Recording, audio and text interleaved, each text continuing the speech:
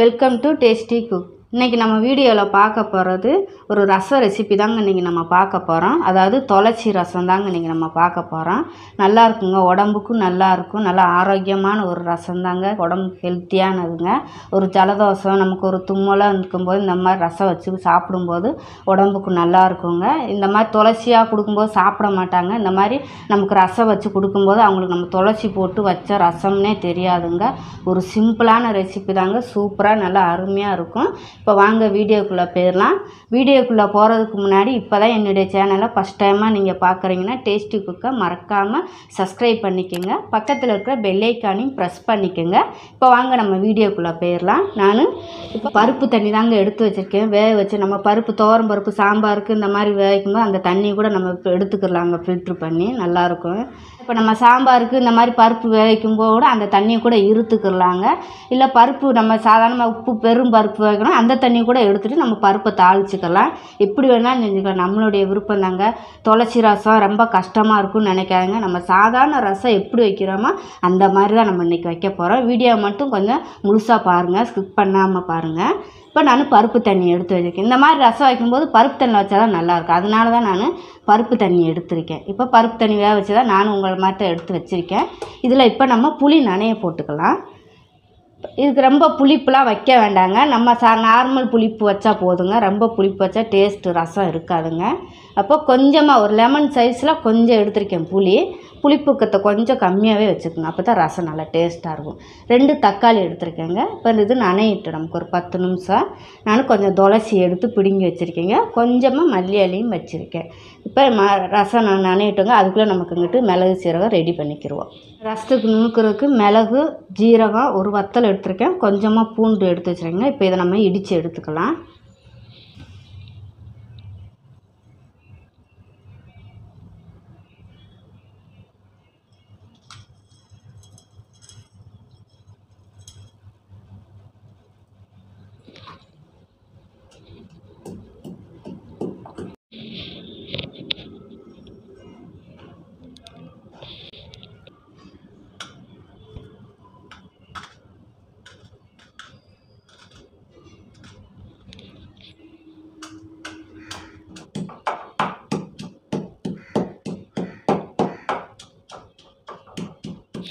இப்போ இடித்தது போதுங்க, நம்ம எடுத்துக்கலாம்.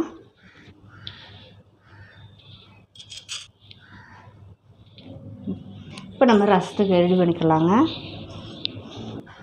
இப்போ நமக்கு 10 நிமிஷம் ஆயிடுச்சுங்க. புளி நனைய போட்டு இப்போ ரசத்துக்கு கரைச்சி எடுத்துக்கலாம். தக்காளி புளி எல்லாம் இப்போ ரொம்ப நல்லா பழுத்து இருந்தால் கையில் நசுக்கி விட்டுக்குங்க. கொஞ்சம் அரைப்பழமாக இருந்துச்சுன்னா கூட நம்ம வெட்டிட்டு கூட நம்ம நசுக்கி விட்டோம். இல்லை மிக்சியில் ஒரு அடி அடித்து கூட நீங்கள் ஊற்றிக்கலாங்க.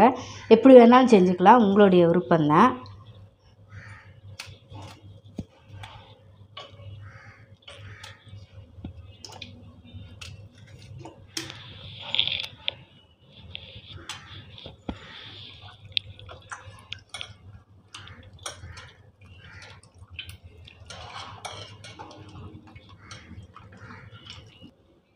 இப்போ நமக்கு நல்லா கரைச்சி எடுத்தாச்சுங்க தக்காளி புளி எல்லாம். இப்போ கொஞ்சம் லைட்டாக நமக்கு புளிப்பு இருக்கா இல்லையான்னு செக் பண்ணிக்கலாம். கொஞ்சமாக வாயில் ஊற்றிக்கலாம்.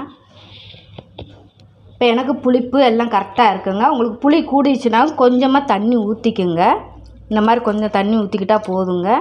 ரொம்ப புளிப்பாக இருக்கக்கூடாதுங்க. இந்த மாதிரி ரசம் வைக்கும்போது நல்லா மீடியமாக இருந்தாலும் ஊற்றி சாப்பிட்றதுக்கு நல்லா மைல்டாக இருக்கும். நல்லா சாப்பிட்றதுக்கும் பெரியவங்க முத கொண்டு சிறியவங்க வரைக்கும் சாப்பிட்லாங்க. நல்லாயிருக்கும், ரசம் சூப்பராக இருக்கும்.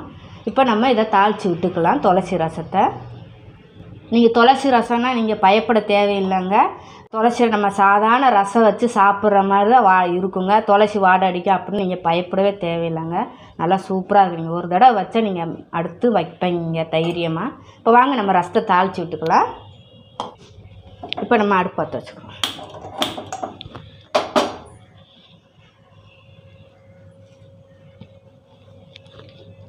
சட்டி சூடாட்டுங்க. நம்ம அப்புறம் எண்ணெய் ஊற்றிக்கிடலாம்.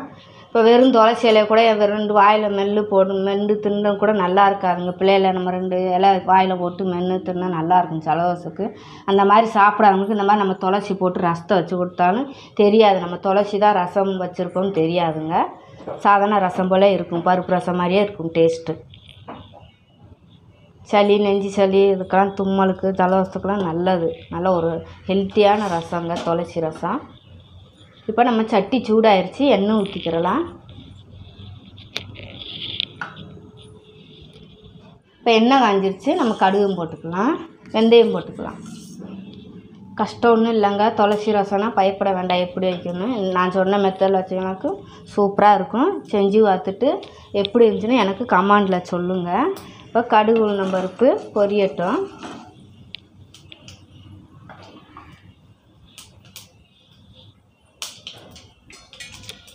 இப்போ கடுகு வெந்தயமும் பொரியிடுங்க. இந்த ஸ்டேஜில் நம்ம பூண்டு இடித்து வச்ச பூண்டையும் போட்டுக்கலாம்.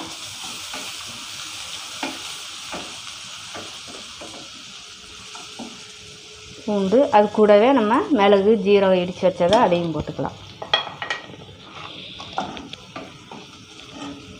லைட்டாக காயப்பொடி போட்டுக்கலாம். கொஞ்சம் சிம்மில் வச்சு வதக்குங்க. இப்போ அது கூட நம்ம கொஞ்சம் துளசி மல்லி இலை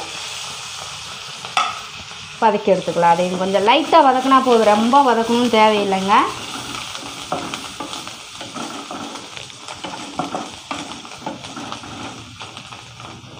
போதுங்க, இவ்வளோ வதங்கினது நமக்கு. சும்மா போட்டு வதக்கணும்னு தேவையில்லை. இந்த ஸ்டேஜில் நம்ம கருவேப்பிலையும் போட்டுக்கிறலாம். இப்போ நம்ம கரைச்சி வச்ச புளி தண்ணியும் ஊற்றிக்கலாம்.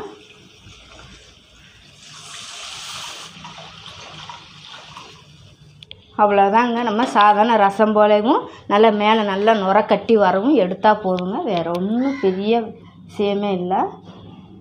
ரசம் நுர கட்டி வரட்டும்.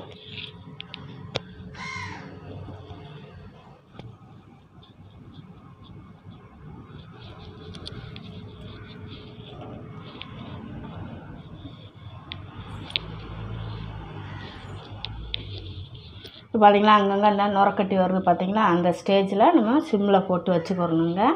நுரக்கட்டி வந்தால் போதுங்க. ரொம்ப கதகன்னு நமக்கு ரசத்தை கொதிக்க விட வேண்டாங்க. ரசம் கடுப்பு இருக்கும் பார்த்திங்களா, அந்த மாதிரி ரசம் கடுத்து போயிடும். கொதிக்க தேவையில்லை. நமக்கு முறக்கட்டுனா போதும். பார்த்திங்களா உங்களுக்கு தெரியுதா நுரக்கட்டுனா? வீடியோவில் தெரியுதா? இப்போ அடுப்பு ஆஃப் பண்ணிக்கிறோங்க. இப்போ சூப்பரான ஒரு அருமையான ஒரு துளசி ரசம் ரெடி ஆயிடுச்சுங்க. நீங்களும் இதுபோல் ட்ரை பண்ணி பார்த்துட்டு எனக்கு கமெண்டில் எப்படி இருக்குன்னு சொல்லுங்கள். அப்போ தாங்க மற்றவங்களும் பார்த்து இதை வைப்பாங்க, ட்ரை பண்ணுவாங்க. இந்த வீடியோ பிடிச்சிருந்தா டேஸ்டி குக்கை மறக்காமல் சப்ஸ்கிரைப் பண்ணிக்கோங்க, லைக் பண்ணிக்கோங்க, கமெண்ட் பண்ணிக்கோங்க. தேங்க்யூ.